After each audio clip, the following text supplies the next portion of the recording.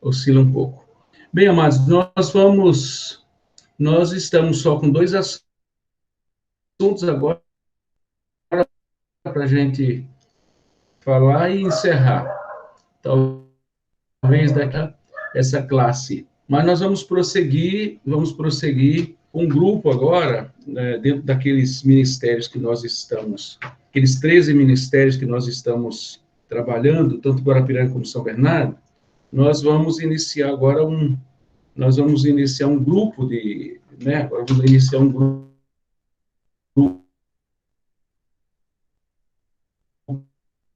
de estudo da palavra, Ministério da Palavra.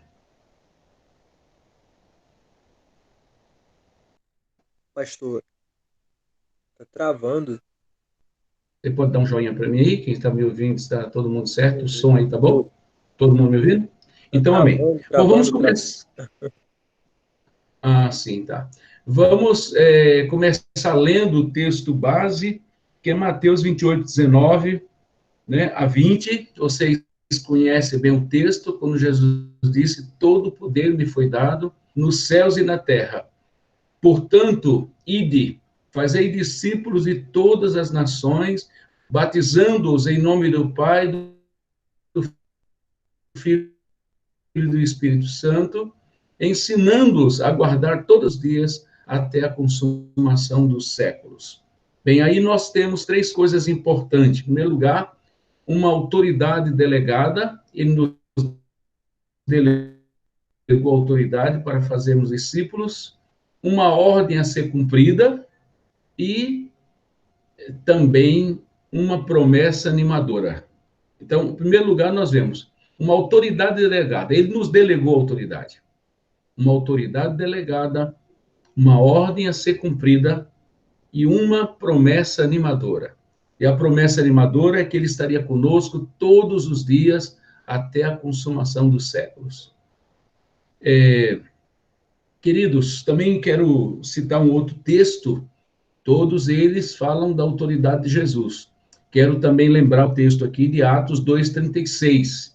É um texto também muito glorioso, que muitos de nós sabemos. Jesus disse, aliás, Pedro, no dia de Pentecostes, levantou-se e declarou o seguinte: saiba, pois, com certeza, toda a casa de Israel, que a este Jesus a quem vocês crucificaram, vós crucificastes, Deus o fez Senhor e Cristo. E baseado nesta palavra, queridos, foi que aquele povo, aqueles ouvintes de Pedro, aquele público que estava ali, diz que compungiram-se em seus corações e perguntaram: que faremos, varões e irmãos? E aí Pedro diz: arrependei-vos e cada um de vós seja batizado, e recebereis o perdão dos pecados e o dom do Espírito Santo. E ali, então, a gente vê os primeiros convertidos. Mas é interessante que a conversão deles se deu a partir da descoberta, a partir da revelação de que Jesus Cristo é o Senhor. Então, discipulado não é apenas o discipulado, não é uma coisa assim, a gente vai fazer discipulado por discipulado, vamos discipular porque é uma boa, né? Não, discipulado, queridos, é a ordem suprema de Jesus, né? Quando ele reaparece depois da ressurreição, ele dá uma ordem a todos nós, e ordem não se questiona, a ordem se obedece. Ele disse: vão e façam discípulos de todas as nações. Então, essa é a ordem de Jesus, ir e fazer discípulos.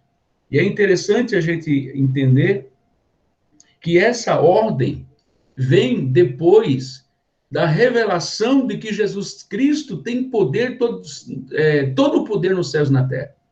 Você vê que em Atos 2:36, ele saiba com certeza que esse Jesus que vocês crucificaram, Deus o fez Senhor e Cristo. E dentro dessa revelação é que se insere a ordem de fazer discípulos. Porque ele é o Senhor, ele manda, e ele manda fazer discípulos. Então, o que é fazer discípulos, amados? É trazer todo homem para debaixo da autoridade de Jesus. Infelizmente, no Éden, Adão desgraçou a raça humana.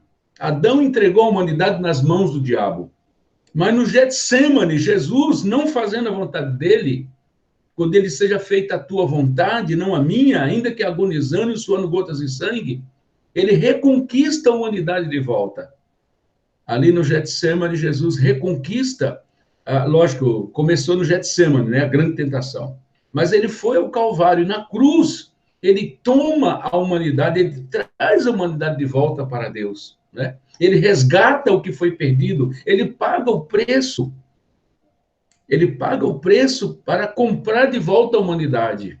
Adão entregou nas mãos do diabo, e o diabo governava essa humanidade, dominava essa humanidade.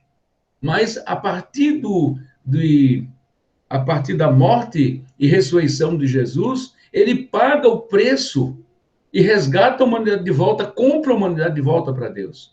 Então, quando ele brada lá em Mateus 28, a partir do 18, todo o poder me foi dado nos céus e na terra, você perceba que os dois textos falam da grandeza, da glorificação de Jesus. Ele recebeu toda a autoridade. Então, ele disse, agora vão e traga de volta toda a humanidade para debaixo do meu governo. Por quê? Porque a partir de Adão, lá em Lucas e Mateus 4, ele diz, Satanás diz assim, olha, todo esse reino é meu porque a mim me foi entregue. Quem foi que entregou na mão do diabo? Adão. Adão, no jardim do Éden, entregou a humanidade nas mãos do diabo. Mas Jesus resgatou a humanidade de volta. E agora ele disse, todo o poder me foi dado nos céus e na terra, portanto vocês vão e façam discípulos. Então, o que é fazer discípulos, amados? É trazer todo homem para debaixo da disciplina, do governo de Deus.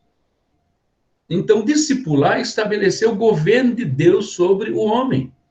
Não é estabelecer a minha ordem, a minha vontade. É estabelecer a vontade de Deus. Não é com base na minha palavra, é com base na palavra dele, na ordem dele. Você vê que os primeiros convertidos, eles se converteram a partir da revelação de que Jesus é o Senhor e é o Cristo. E Romanos 10, 9 diz assim, a saber, se com a tua boca confessar Jesus como Senhor, quer dizer, você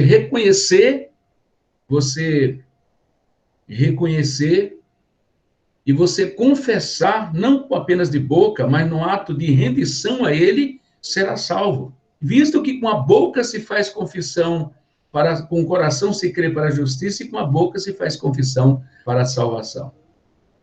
E é interessante que a salvação, queridos, é um subproduto do senhorio de Cristo. Ninguém pode ser salvo se não reconhecer Jesus como Senhor. Veja que o texto não diz assim, levante a sua mão e aceite Jesus como seu Salvador e você será salvo. Não, isso é um engano. Isso é mentira, isso não existe na Bíblia. O que existe na Bíblia é a confissão de Jesus como Senhor, não é como Salvador. Eles a saber se com a tua boca confessares a Jesus como Senhor e em teu coração creres que Deus o ressuscitou dos mortos, você será salvo. Então veja que a salvação é um subproduto do senhorio de Cristo. Se eu não recebo a Jesus como Senhor da minha vida, ele não pode ser o meu Salvador. Primeiro ele é Senhor, e depois ele é o meu Salvador. Então, na verdade, deveria estudar, aceite Jesus como seu Salvador pessoal. Lógico, tem que aceitá-lo, mas precisa recebê-lo como Senhor, como aquele que manda. E qual é a diferença? Não é tudo a mesma coisa? Não. Tudo a mesma coisa é um caminhão de japonês. É tudo a mesma coisa. Não é a mesma coisa. Confessar Jesus como Senhor, Jesus como Senhor é aquele que Jesus como Senhor é aquele Jesus como Salvador é aquele que dá tudo. Jesus como Senhor é aquele que exige tudo. O enfoque de Jesus apenas como Salvador é um enfoque humanista. Entende por quê? É um enfoque humanista, não é um enfoque espiritual, divino e bíblico. Por quê? E as religiões pregam muito Jesus como Salvador. Aqui é um ponto muito importante a se compreender. E quando nós só pregamos Jesus como Salvador, nós estamos focando no bem-estar do homem. Jesus não veio ao mundo para ser apenas Salvador, ele veio para ser Senhor.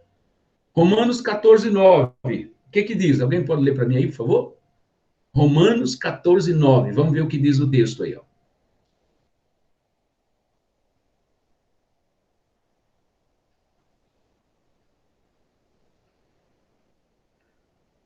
Porquanto foi por este motivo que Cristo morreu e voltou a viver, para ser Senhor tanto dos vivos quanto dos mortos. Isso, obrigado. Ó, porque tem uma versão, Anderson, que diz assim, porque foi precisamente para isto que Cristo morreu e ressuscitou, para ser Senhor tanto dos mortos como dos vivos. Ser Senhor. Não foi para ser apenas Salvador. Certo, amados? E o propósito eterno de Deus não era que ele fosse o Salvador. Porque, veja bem, se o propósito eterno de Deus fosse salvar o homem, Deus seria cúmplice do pecado e da queda. Por quê? Para cumprir o propósito dele, ele tem que fazer o homem pecar. É óbvio que a salvação é apenas uma correção de rumo. É uma correção do acidente, né, que houve com a humanidade. Mas o propósito de Jesus era ser Senhor. Sempre foi ser Senhor. Ser aquele que manda, que governa. O Kyrios, a palavra grega é Kyrios, quer dizer déspota, autoridade soberana, aquele que manda, aquele que governa. Então, perceba, queridos, que o fazer discípulos é parte da ordem de Jesus. Por que nós fazemos discípulos? Porque ele é o Senhor. Ele é o Senhor do reino e ele tem um reino. E nós somos súditos. Então, quando Jesus dá a ordem de ir e fazer discípulos, em primeiro lugar, é uma ordem. Então, a ordem não se questiona, não se administra, se obedece. Nós temos que tão somente obedecer a sua ordem de ir e fazer discípulos.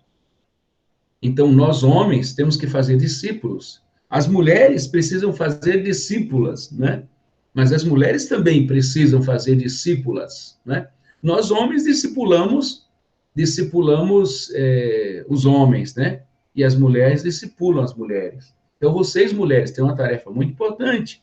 Moças discipulam moças, né? Jovens discipulam jovens.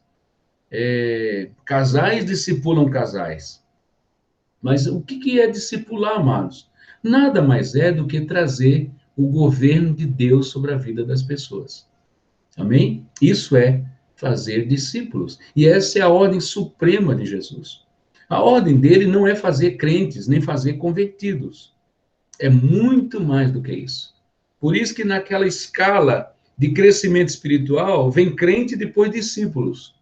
Por quê, amados?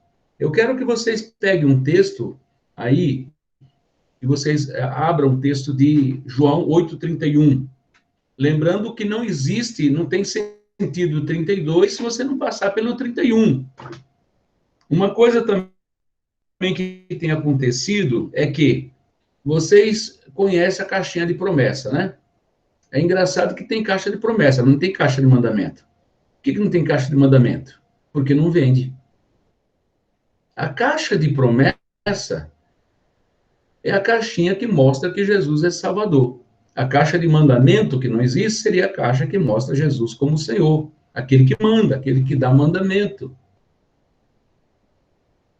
Porque como é que ele governa sobre nós? Dando mandamento. Jesus diz, ensinando a guardar todas as coisas que vos tenho mandado. Então, discipular é repassar as ordens de Jesus, é ensinar a obedecer o que Jesus deixou.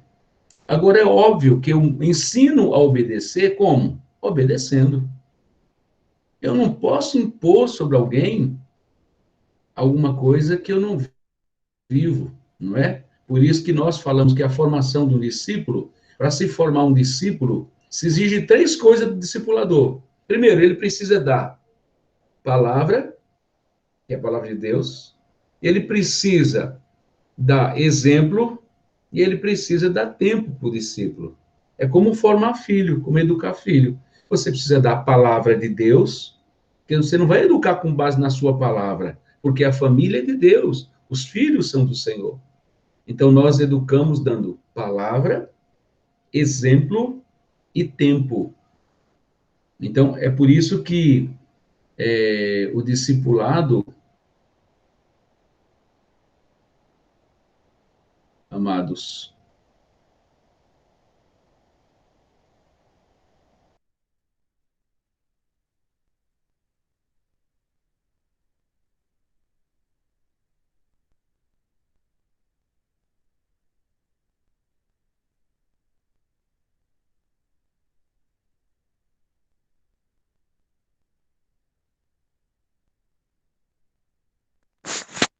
Falhando. Não estou escutando nada. Acho que a conexão dele travou. Só um momento, só, irmãos.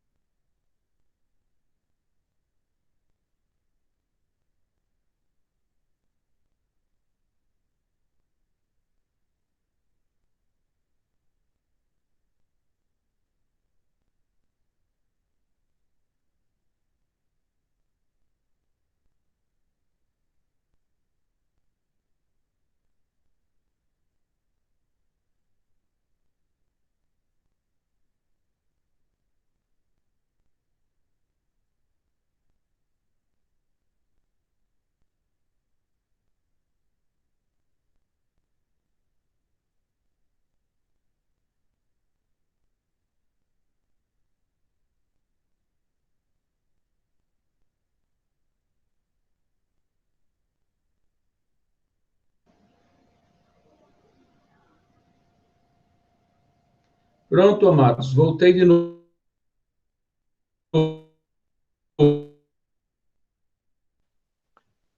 Pastor, Bem, de onde todo mundo tá me vendo a aí? sua voz Tá me ela tá ouvindo? cortando, tá robotizando.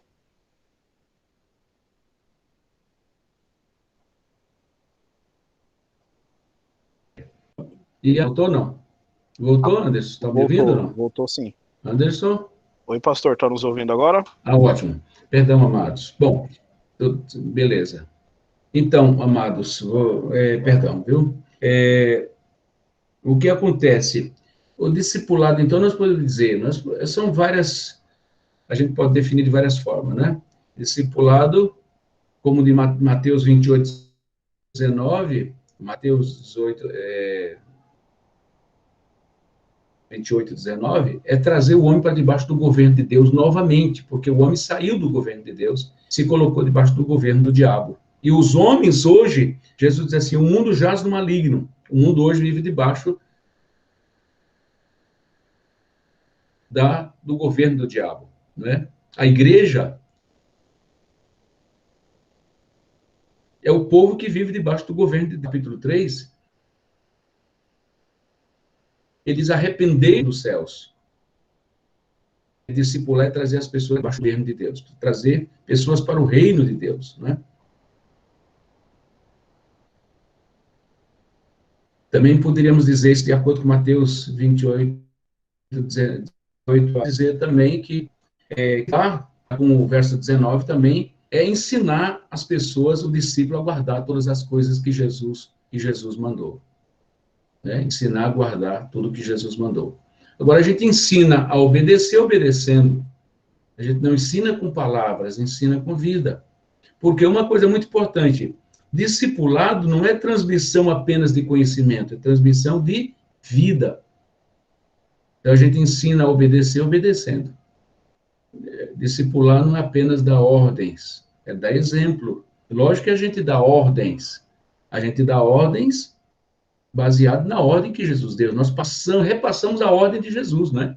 Ensinamos a guardar tudo que o Senhor mandou. Muito bem.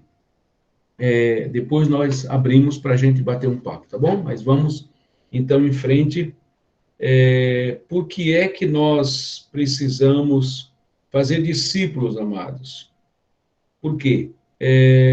Uma coisa muito importante a gente entender, que o discipulado, ele visa restaurar no homem o caráter de Jesus. Porque no princípio, o Senhor diz, façamos o homem a nossa imagem e semelhança. O homem perdeu no Éden a imagem e semelhança, aliás, perdeu a semelhança, né? Porque o homem é a imagem de Deus, ele perdeu a semelhança.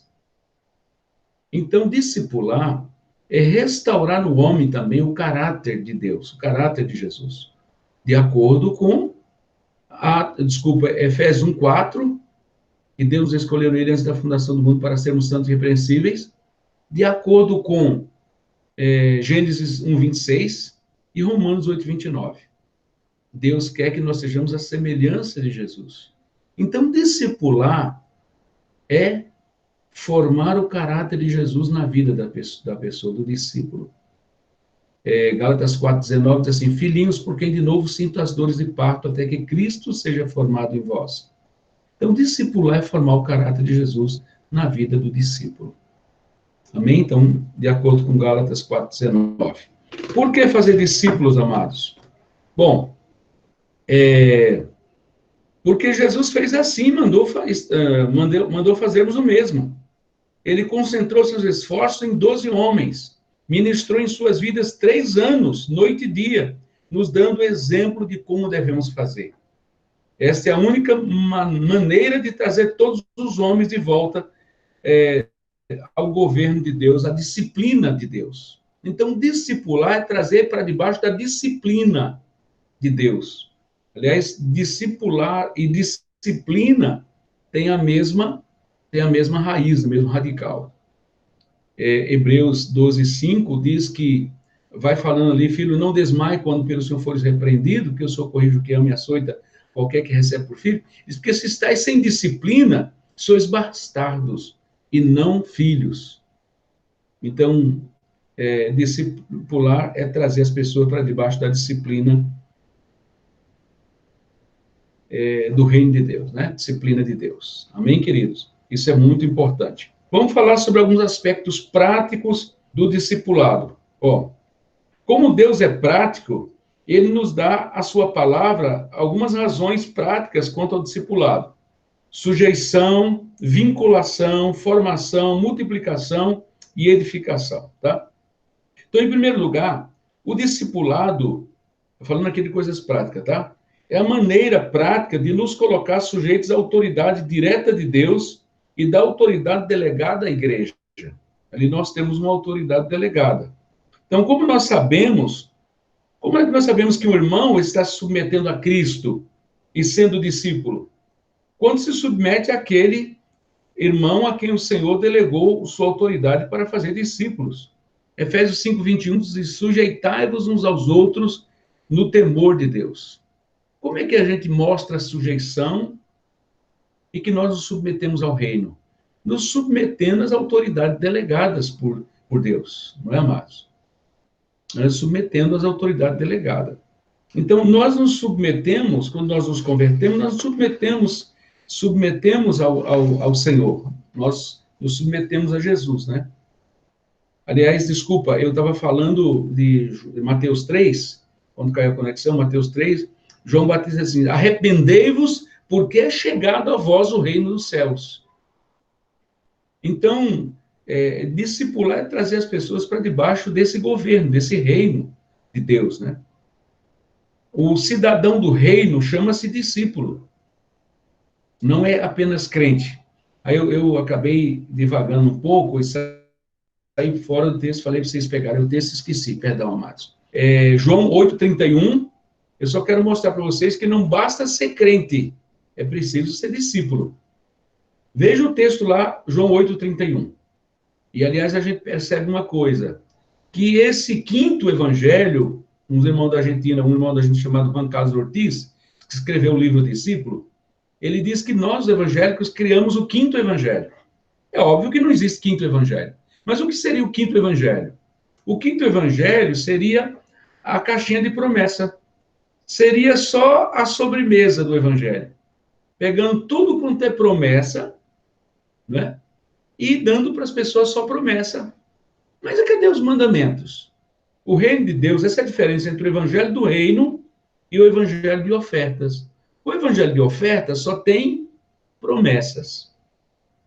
Agora, o evangelho do reino tem promessas e mandamentos. Você sempre vai ver promessas e mandamentos juntos.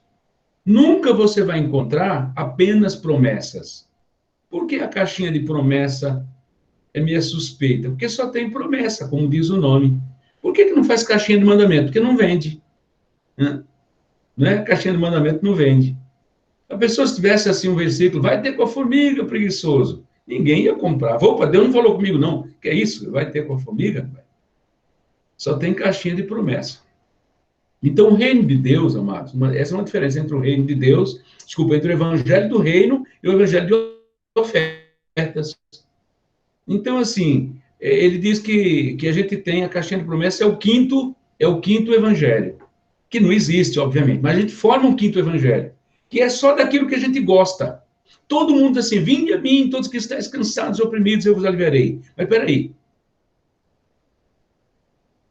o texto não começa aí, começa dizendo assim, tomai sobre vós o meu jugo, e, aliás, ele continua, tomai sobre vós o meu jugo e aprendei de mim que sou manso e humilde de coração. Tomar o jugo é tomar o governo de Deus sobre si. Não é só vinde a mim, todos que estáis cansados e oprimidos, vos aliviarei. O verso seguinte diz, tomai o meu jugo. A mesma coisa, Mateus 28, 18 e 19. Aliás, o 19 e o 20. O 19 dá um mandamento, o 20 tem uma promessa. Mas a gente pega só a promessa descontextualizada. Diz assim, eis que eu estou convosco todos os dias até a consumação dos séculos. Mas para que Jesus vai estar com a gente dormindo em casa? O diabo não vai se preocupar com quem só dorme. Tira 12 horas para dormir, 12 para descansar. O diabo vai se preocupar com uma pessoa dessa? Ele vai se preocupar quando você sai para pregar o evangelho e fazer discípulos, você vai mexer no reino, no ninho dele. Aí você precisa de proteção. Então, quando Jesus diz, eu estarei convosco, é com quem faz discípulo. Quem não faz discípulo, ele não está garantindo a presença dele porque não faz o que ele manda. Os irmãos estão entendendo? Então, a gente sempre, o quinto evangelho, ele desassocia mandamento de promessa. Ele só pega a promessa. E aí não é correto, você não pode descontextualizar o texto. No reino de Deus, amados, sempre promessa está ligada a mandamentos. Sempre que você vê uma promessa, você vai ver antes um mandamento. Só que parece que as pessoas cortam, né, as promessas para as pessoas. Aí é fácil, né? A gente só fica com a sobremesa. É como aquelas crianças que só querem sobremesa. Na hora de comer a salada, comer as verduras, comer os legumes, não quer. Só quer comer sobremesa. Só quer o chantilly, só quer as coisas gostosas, né? O chocolate, mas na hora de comer lá o que dá sustentação ao corpo, não quer. Então, infelizmente, às vezes acontece isso. Vamos, então, a mesma coisa que é descontextualizada em João 8, 31 e 32. Todo mundo conhece assim. Até o presidente, né? O texto de campanha dele. E conhecereis a verdade vos libertará. Mas peraí, amados. É para qualquer um que isso está dizendo? Não. O 31. Preste atenção aí que não basta ser crente, tá? Disse, pois, aos judeus, analise lá o texto, abre o texto lá, por favor. Disse, pois, aos judeus que criam nele. Olha, ele tinha uma vantagem, ele tinha uma vantagem a mais do que nós. Eles eram judeus e eram crentes. Disse, pois, aos judeus que criam nele. Eram judeus e eram crentes. Se vocês permanecerem na minha palavra, o que é permanecer na palavra? É guardar, é obedecer. Como diz Mateus 28, 19. Ensinando a guardar todas as coisas. Se vocês permanecerem na minha palavra, e as minhas palavras permanecerem em vós. Não, se vocês permanecerem na minha palavra, verdadeiramente sereis meus discípulos. Então veja que um crente é alguém que crê em tudo que Jesus disse. Um discípulo é aquele que crê em tudo que Jesus disse e faz o que ele manda. Permanece na palavra. Diz aí sim, aí vem o verso 32. E aí sim, aí conhecereis a verdade, e a verdade vos libertará. Porque, amados, só quem é liberto são discípulos. O cidadão do reino chama-se discípulos. A palavra discípulos tem na Bíblia 280 vezes no Novo Testamento. Enquanto que a palavra crente tem 13 vezes, a palavra convertido parece-me que tem 2 e a palavra cristão tem, parece que 3 vezes. 3 vezes a palavra cristão. 280 vezes a palavra discípulos. Atos, por exemplo, 6. E crescendo o número dos discípulos, e não é só discípulo, discípula também. Jesus tinha muitas discípulas. Olha lá, só para as mulheres checarem. Mulheres, anotem na sua Bíblia aí, por exemplo, Atos 9:36. Para você não dizer, esse negócio é só para homem. Não, não é para homem, não. Jesus tinha muitas discípulas. E olhe lá em Atos 9:36, e fala de uma discípula. E quando fala de discípula, de discípulos, amados, é sempre um povo especial. Não é qualquer um que é discípulo. Olha só, quando fala de discípulo,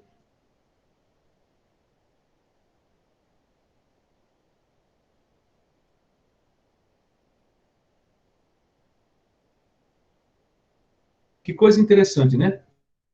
E chamada Tabita, esmolas que fazia. Olha só, era uma discípula. Então, por isso, queridas, vocês são chamadas a serem discípulas. Aliás, Lucas 8 fala das discípulas de Jesus, de muitas mulheres que seguiam Jesus. E de muitas mulheres, você vai ver Romanos capítulo 16, 1 Coríntios capítulo 16, 1 e 2 Coríntios, no último capítulo, vai falar muito de várias mulheres que eram discípulas de Paulo, eram mulheres ilustres, que Paulo cita ali, todas elas eram discípulas. Então, amados, discipulado é para os homens e para as mulheres. Apóstolos eram homens apenas. Mas discípulos eram mulheres.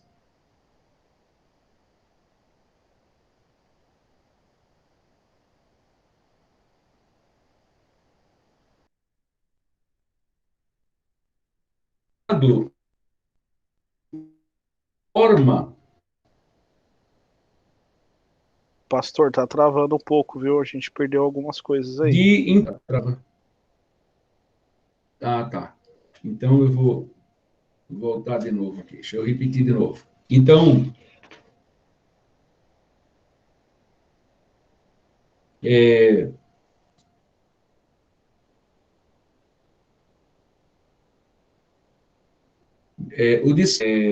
autoridade delegada pelo Senhor. Porque é óbvio que Jesus não vai vir do céu me discipular, né? Ele não vai vir me discipular. Ele vai usar o meu irmão de carne e osso para me discipular.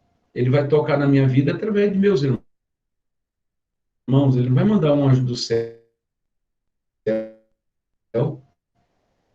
Irmão, quando eu me submeto ao discipulado de Cristo através de uma autoridade delegada, certo? Todo o poder me foi dado no céu e na terra. E ele delega essa idade a homens, seus discípulos. E ele manda que eles façam discípulos. Então, um pastor, ele recebe a delegação do Senhor e ele também faz discípulos que vão também cumprir essa ordem de Cristo. Alguém mais maduro do que você está recebendo o próprio Senhor. Ele diz, quem recebe vocês, recebe a mim. Quem recebe a mim, recebe o Pai que me enviou. Entende, amados? Quando eu rejeito a autoridade delegada do Senhor, em temor de Deus.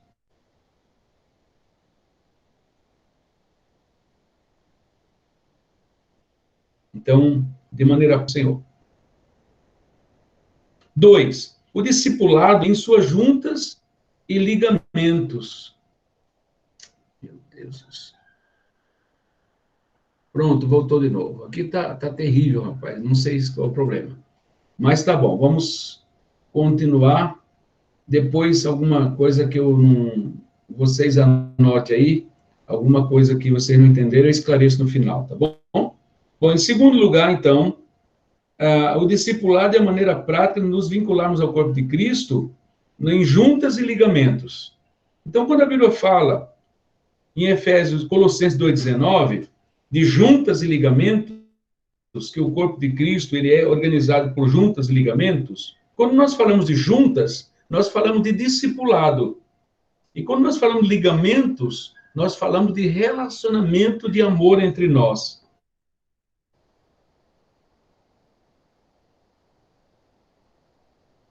Uma sacola de corpo. A Paulo foi dado a revelação formada em um corpo juntos. Efésios 4,16, segundo a justa cooperação de cada parte, faz o seu aumento para a sua edificação e amor.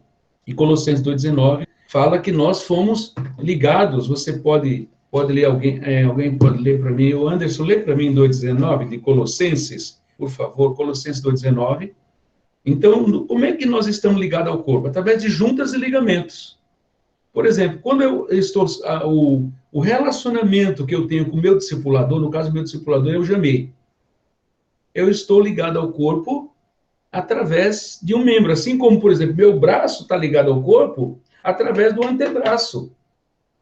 Você entende? Então, quando nós estamos ligados a alguém, nós estamos conectados ao corpo através de um relacionamento com uma pessoa que cuida de mim.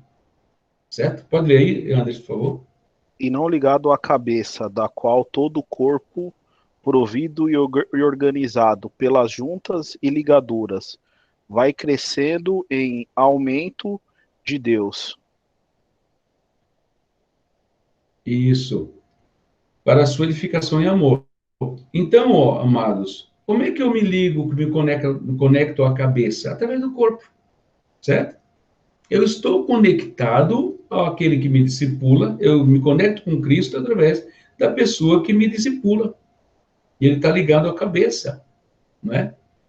Então, nós temos níveis de autoridade. Quando eu me submeto a alguém, eu estou ligado à autoridade suprema, que é o Senhor, não é? Então, isso é muito importante. Em terceiro lugar, além do discipulado ser uma forma de submeter ao governo de Deus, à autoridade delegada, e também estar conectado ao corpo, o discipulado é a maneira prática de formar discípulos à imagem da vida de Jesus, né? É uma forma de eu, como diz Gálatas 4,19, eu já citei para vocês. Paulo diz assim, filhinhos, porque de novo eu sinto as dores de parto, até que Cristo seja formado. Discipular é formar Cristo na vida da pessoa. Eu adoto um discípulo e eu vou trabalhando com ele, vendo todas as áreas que estão fora do governo de Deus. E eu, como discipulador, preciso trazer esse discípulo, todas as áreas da sua vida, para debaixo do governo de Deus. O meu alvo como discipulador é formar Cristo na vida dele. Não é formar o meu caráter, não é formar o que eu penso, o que eu acho, não é formar Cristo. Eles são discípulos de Cristo, não é meu. Eles têm que olhar para Cristo e buscar a imagem de Cristo. Agora, eu sou um elo entre ele e Jesus, eu sou um instrumento de Deus como discipulador para ajudá-lo. Mas o alvo dele é olhando para Jesus, não é olhando para o Zé, é olhando para Jesus. Agora, para que o Zé existe? Para ensinar a palavra, para ajudar a compreender o reino, não é, amados? Fazer discípulos é formar discípulo, é formar discípulos, certo? E, portanto, formar discípulos, não é formar crente. Porque, como eu disse lá, Jesus disse que a gente vê que não basta ser crente, é preciso ser discípulo. Lógico que primeiro você tem que ser crente, para depois você ser um discípulo. Mas tem muita gente que nem crente é só querente, não é nem crente. Então não basta ser um crente, porque um crente é uma pessoa que crê no que Jesus disse. Mas e cadê o governo de Deus na vida dele? Tem gente que é desgovernado, é mula sem cabeça.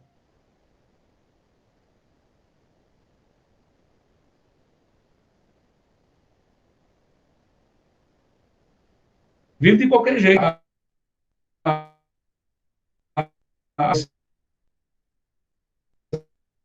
Meu Senhor,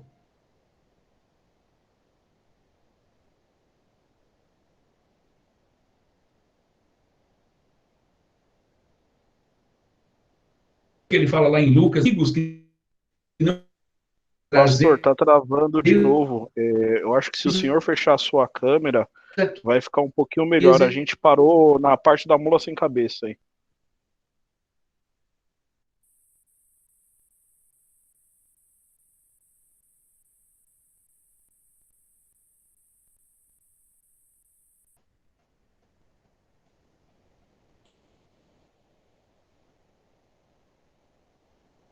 Opa, vamos voltar de novo. Aqui tá feio o negócio. Bom, vamos para frente.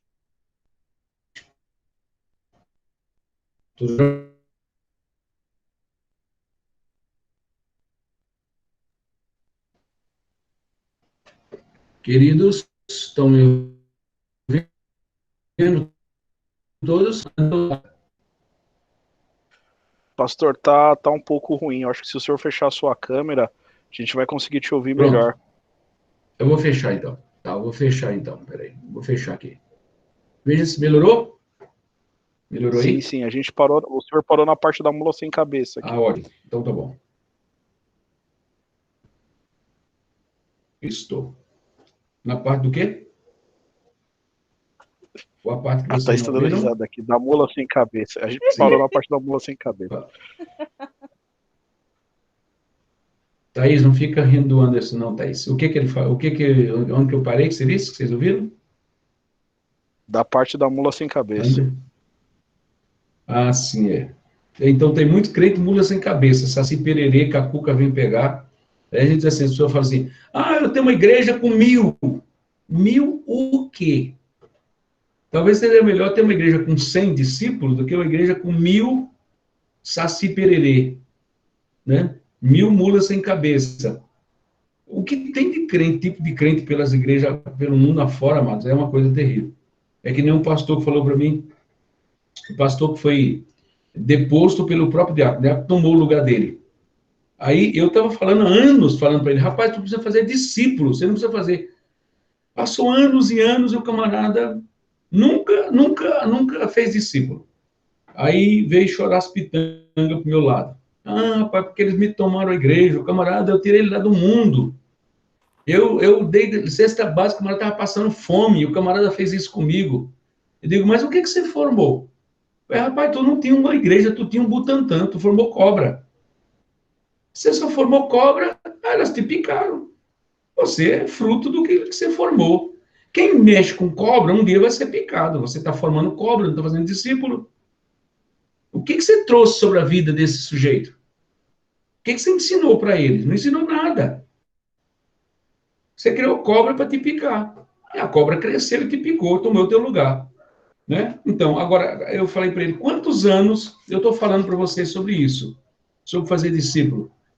E ele me ouvia há 30 anos, eu comecei a falar para ele sobre isso, né? Comecei a falar para ele sobre fazer discípulo. É que nem a igreja aqui do Parque América. Eu recebi a mesma palavra que eles há 30 anos atrás. E aí eu comecei a ir, aprender, buscar aprender sobre fazer discípulos. Agora, passado 30 anos, o pastor titular rejeitou o discipulado, né? Passado 30 anos, o filho dele me chamou e disse, José, eu preciso ser discipulado, nós precisamos ser discipulados. Será que você pode me discipular, por favor? Me ajuda, porque essa igreja não vai para frente, nós precisamos fazer discípulos. Passaram 30, agora, na verdade, fazem 31 anos, né? 31 anos passou, 31 anos perdido. O que eles formaram? Tem gente que não tem uma igreja, tem um Butantã, né? Porque só formou cobra. Então, às vezes, quando eu digo, né, quando eu falo que tem gente que está formando não sei o quê, porque Jesus mandou fazer discípulos. Não é formar qualquer tipo de pessoa, é fazer discípulos, né, amados? Então, fazer discípulo é formar Cristo na vida da pessoa. Esse é o alvo. Eu não posso formar o meu caráter, aquilo que eu sou? É lógico que eu vou formar a partir do meu exemplo. Eu não posso exigir de um discípulo aquilo que eu não vivo. Eu não posso dizer, você tem que dizimar, eu não dou dízimo. Você tem que fazer discípulo, você tem que pregar o evangelho, eu não prego. Você tem que orar, mas eu também não oro. É lógico que não pode, isso não pode prosperar, meus amados. Bom, daqui a pouco eu abro para a gente conversar sobre isso, eu vou parar mais cedo, porque esse é um assunto muito importante, amados. Eu diria que nós podemos fazer tudo. Aliás, o Billy Graham diz assim, você pode ler a Bíblia de capa a capa, mas se você não fizer discípulo, na verdade, você não fez nada na vida. Ele diz assim, o diabo não se preocupa se você ler a Bíblia de capa a capa e não fazer discípulo. Você não fez nada. Naquele grande dia, quando Jesus nos chamar, ele vai dizer, o que foi que você fez com a ordem que eu te dei? Ah, eu construí creche, construí prédio de igreja, eu fiz uma catedral, eu fiz não sei o quê. Eu não mandei você fazer isso. Eu mandei você fazer discípulos. Cadê os discípulos que eu te mandei fazer? Ah, Senhor, mas eu estava ocupado fazendo isso, fazendo aquilo. Amados, também não é só evangelizar. Porque evangelizar é como você gerar filho e não educar. Eu tenho um primo, por exemplo, estava com ele agora na Bahia, que ele tem três famílias. Quer dizer, tinha 3 mulheres, agora não tem nenhuma, estava morando sozinho. Agora tinha 3 mulheres e, no fim, vai morrer sozinho, né? Não tem nenhuma. Ele tem filhos na Bahia, Salvador, tem de Salvador, São Paulo e parece que em Pernambuco. Tem filhos espalhados por todo o Brasil, mas não cuidou de nenhum. Então, gerar filhos, fazer discípulos, é mais do que gerar filhos, é educar filhos para Deus. Então, amados, por que a igreja brasileira cresce tanto em número, em quantidade, e não cresce em qualidade? Porque a gente abandona os crentes dentro da igreja, só entrete eles e não faz discípulos. E Jesus mandou fazer discípulos. Amém? Muito bem. Só mais um ponto para a gente fazer uma pausa, tá? Para a gente parar, então, por hoje. Em quarto lugar, o discipulado é a maneira prática de nos equipar para nos multiplicar em novos discípulos. O discipulado deve ser dirigido com a evangelização, pois tudo o que temos recebido de formação da vida em Cristo visa alcançar e ganhar outros para Jesus. Jesus disse aos seus discípulos, vinde após mim e eu vos farei pescadores de homens. Mateus 4,19. Então, fazer discípulos é a maneira prática de nos equipar, de equipar pessoas para pescar homens, para ganhar outros. Né? O Abe Uber, que é um querido irmão lá de Santarém, ele tem uma igreja com 60 mil membros, fazendo discípulos. Né? Ele diz que ovelha sadia dá cria. Um crente que foi bem educado, bem instruído e é um discípulo, ele vai gerar discípulos. Ele vai fazer discípulos. Né? Ele vai fazer discípulos. Né, queridos? Ele vai fazer discípulos. Agora, se ele não está bem, se ele não tem saúde espiritual, como é que ele vai gerar outros? Né? Ele vai gerar gente doente. Aliás, todo mundo pode evangelizar, mas nem todo mundo pode discipular. Alguém pergunta assim, por que que nem todos podem discipular? Queridos, porque uma mãe doente, se ela gerar filho, vai gerar filho doente. Né? Você tem um camarada que ele é uma onça na igreja. Você diga, vai se multiplique em 10 onças. Deus me livre, já basta você de onça. Já basta você que eu tenho que tirar o couro, que é um só. Agora eu vou falar para você gerar 10 onças para me morder, me arranhar, me comer vivo. Deus me livre, fique você sozinho. Você só vai gerar fruto quando você for uma ovelha. Enquanto você for onça, é melhor que você não faça discípulo. Porque fazer discípulo é multiplicar a vida de Jesus em outros. É ganhar outros. É fazer outros como eu sou. Então, por isso que a gente diz, todo mundo pode evangelizar, mas nem todo mundo pode discipular. Evangelizar, amados, você se converteu agora, já pode pregar o evangelho. Não é? Por que você pode fazer isso? O exemplo é o jovem gadareno, o moço gadareno, né? Ele diz assim, Senhor, deixa eu te seguir. Ele falou, não, Lucas 8:39. Não, volta para os teus e conta quão grandes coisas o Senhor fez por ti, como teve misericórdia de ti. A mesma coisa a mulher. E ele saiu e evangelizou 10 cidades. 10 cidades ele evangelizou, né? E também, amados, a mesma coisa foi a questão da mulher samaritana. Ela saiu dizendo, olha, venham ver um homem que disse tudo o que eu tenho feito. Olha, foi a maior missionária que já houve na face da terra, possivelmente. Trouxe uma cidade aos pés de Jesus. Então, evangelizar todo mundo pode. Discipular é só para quem é discípulo, né? Para quem está debaixo do governo de Deus. Por isso que a gente não fala para qualquer pessoa fazer discípulo. Quando a gente vê que ele está ouvindo, vai e faça outros, porque você é uma bênção. Você tem um caráter abençoado. Agora, você pega um fofoqueiro e fala assim, fofoqueiro, vá e faça mais 10 fofoqueiros como você. Deus me livre, já basta um, né? É por isso que nem todos devem fazer discípulos. Aliás, tem uns camaradas que a gente diz assim, olha, fique sozinho, pelo amor de Deus, não encoste em ninguém não, você vai fazer pessoas iguais a você. Então, tem gente que realmente a gente tem que pedir, pelo amor de Deus, para ele não se multiplicar. Senão é perigoso, né? É que nem os irmãos, você sabe que nós temos irmãos, já meio da cobertura para irmãos em tudo, em vários lugares, né? Não só no Brasil, mas no exterior também. E é interessante que, de vez em quando, quando nos encontra, a gente apresentava os irmãos, né? Eles apresentavam os irmãos. Mas, irmãos, aqui tem um casal de pato branco. Aí tudo bem, não causava nenhum medo. Mas alguém dizia, ó, tem alguém aqui de Cascavel. Tem um casal de Cascavel aqui. Deus me livre, todo mundo se assustava. Não, peraí, não é um casal de cobra, é um casal de irmãos que é lá de Cascavel, mas eles são discípulos de Jesus. Aliás, Jamê está morando agora em Cascavel, uma cidade lá do Paraná chamada Cascavel. Então, é óbvio que cascavéis não pode se multiplicar, né? Precisa se converter em verdadeiras ovelhas do Senhor. E ovelhas devem se multiplicar. Mas tem gente que realmente não deve se multiplicar, porque senão é um problema para a igreja, né? Tá certo, amados? Bom, então a ordem de Jesus é fazer discípulos. Se eu terminar só contando só para você não esquecer, tá? É bom a gente usar algumas ilustrações.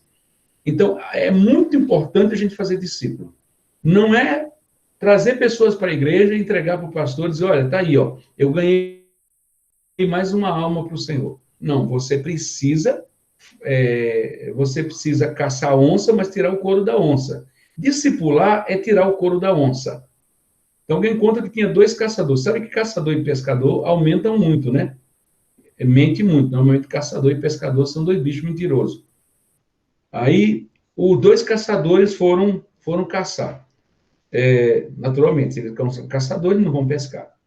Os 2 caçadores foram juntos por meio da mata. Eles falaram, nós vamos, cada um era mais valente do que o outro. E um disse, compadre, armaram lá no meio da selva amazônica, armaram a barraca, e um falou, compadre, eu vou caçar minha onça primeiro, depois você caça a outra. Você vai caçar a sua. Aí tudo bem, ele foi. Daqui a pouco, uma onça pintada o avistou, e aí ele deu medo, porque a bicha deu um rugido, ele saiu num pinote, e a onça atrás pega, não pega, até que ele correu, conseguiu chegar na barraca. Aí nem pediu para o compadre abrir, já mergulhou de cabeça, rasgou, ele saiu do outro lado, falou, compadre, vai tirando o couro dessa onça aí que eu vou buscar outra. Um compadre desse ninguém gostaria de ter, né? Tira o couro dessa aí que eu vou buscar outra. Pois, amado, discipular é tirar couro de onça. Também, viu? Porque todos nós, às vezes, vimos para a vida da igreja como onças, né? E aí nós precisamos de alguém que tire o couro, né? E a gente vem cheio de coisa ruim, coisa negativa. E aí Deus coloca alguém na sua vida para tirar o couro da onça, para amansar a onça, né? Para domesticar a onça, para amansar a onça. Então, graças a Deus que Jesus é o perito, diz que ele é o perito encantador, né? Ele é o perito domador. Ele doma feras como Paulo, que era uma fera de ódio, transformou em apóstolo do amor. Mas Deus sempre vai usar alguém. No caso de Paulo, Deus usou Ananias, depois usou Barnabé para formá-lo, né?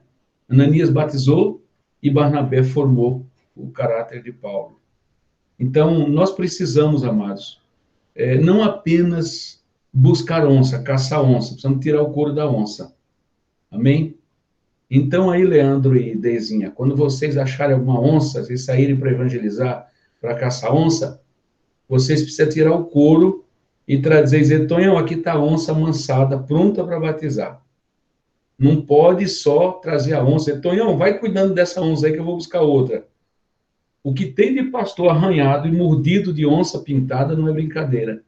Que as pessoas trazem a onça e joga dentro da igreja e vai embora buscar outra. Eu estou buscando outra. Né? Traz lá um camarada bravo virado no cão. Né? Traz lá um camarada que é traficante da pesada. Diz, pastor, você vai discipulando esse traficante aí que eu vou ganhar mais outro. Não, tu caçou a onça, tu tira o couro da onça, né? Não tem nada que mandar o outro tirar o couro da onça. Como diz o ditado, quem pariu Mateus, que embale, né? Você ganhou essa onça, tira o couro da onça.